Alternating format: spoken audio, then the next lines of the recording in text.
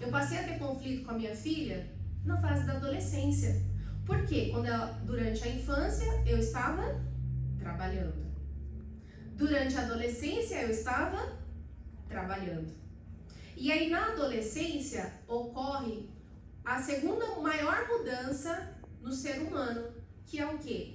A saída da infância, o crescimento físico e emocional, porque é uma enxurrada de hormônios que a gente não está acostumado a lidar com aquilo.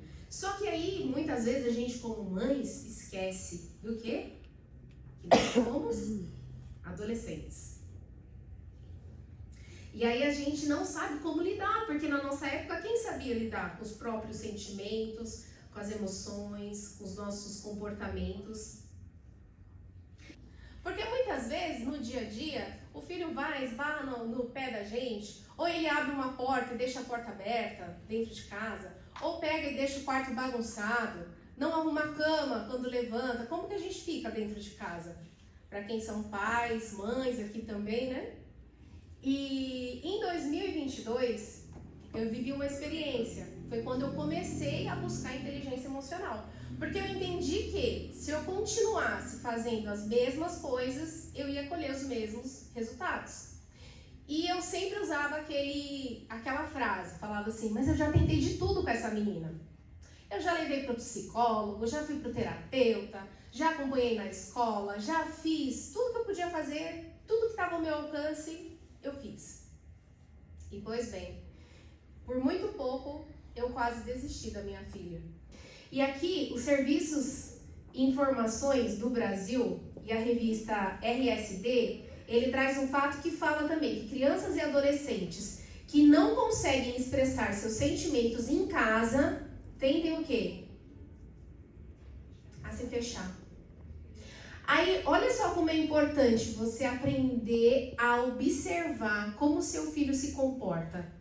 Seu filho, sua filha, ou as pessoas que estão próximas a você. Porque isso daqui a gente está falando de filhos, mas serve para qualquer área da nossa vida. No trabalho, com as amizades, com os relacionamentos, na igreja, na comunidade.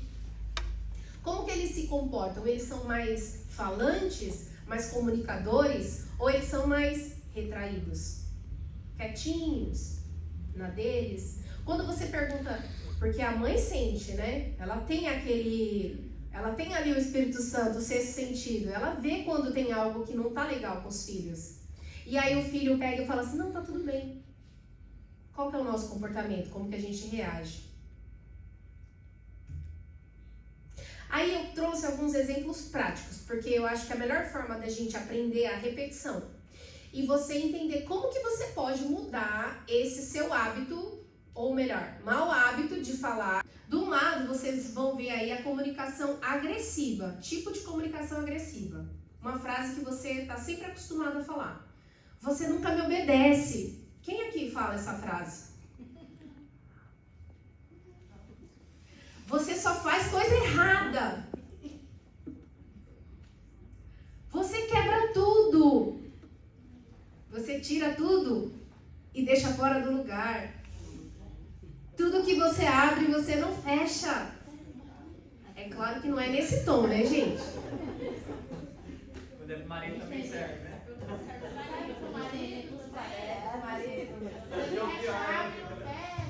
Enquanto morar aqui, vai fazer o que eu?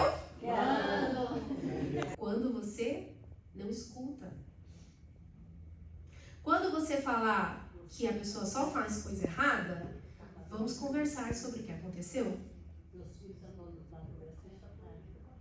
Muda? Faz sentido essa mudança de comunicação? Porque quando a gente é agressivo, você nunca me obedece. Você já está falando que não obedece, então a palavra tem poder. Se você está falando que não obedece, o que vai acontecer? Vai obedecer. Porque a criança, ela não entende um não no cérebro dela. Então nós não podemos falar palavras negativas. Nós temos que aprender a substituir, aprender a gerir os conflitos. Mas muitas vezes a gente não sabe gerir nem os nossos. Quem dirá dos filhos? O meu bebê, ele tá com 2 anos e 6 meses agora. E logo que ele começou a ir pro berço para dormir sozinho, desde os 2 meses, nós acostumamos ele dormir no berço. Aí um certo dia, meu marido colocou ele para dormir, porque ele que faz o bebê dormir à noite, deu banho, colocou para dormir e fechou a porta do quarto. E eu tava na sala, porque a gente mora em sobrado, ele tava em cima, eu tava na sala. Quando eu subi, o neném lá, fazendo aquele escândalo, chorando, com a porta fechada e a luz apagada. Aí eu virei pra ele e falei assim, né? Em outros tempos, quando eu tinha uma comunicação violenta, o que eu faria? Já ia quebrar o barraco, né? E aí eu falei pra ele, e aí o Senhor, ele me deu sabedoria. E eu falei pra ele naquele momento e disse assim, olha só, uma criança de 2 anos sabe fazer o quê? Além de chorar. Quais são as palavras que ele sabe falar? Aí ele olhou assim pra mim com aquele olho arregalado, né? Parecendo aquela olho de boneca. Eu falei assim, então, já percebe a diferença? Mas uma coisa é a gente fazer todos os dias a mesma coisa. Por quê? Você tá ali, ó, no piloto automático. Então, automaticamente você repete. Você não tem nenhum tempo de observar o que você tá fazendo de errado. E aí eu trouxe essa consciência, dei clareza pra ele. Falei assim, você percebe que é uma criança de 2 anos que não sabe nem falar direito? Tá aprendendo a se comunicar? E aí, qual que é o meu comportamento como adulto, né? Que deveria acolher essa criança. Vou lá, fecho a porta, deixo o neném dentro do berço, chorando, sozinho, se acabando de chorar. E eu sou o adulto.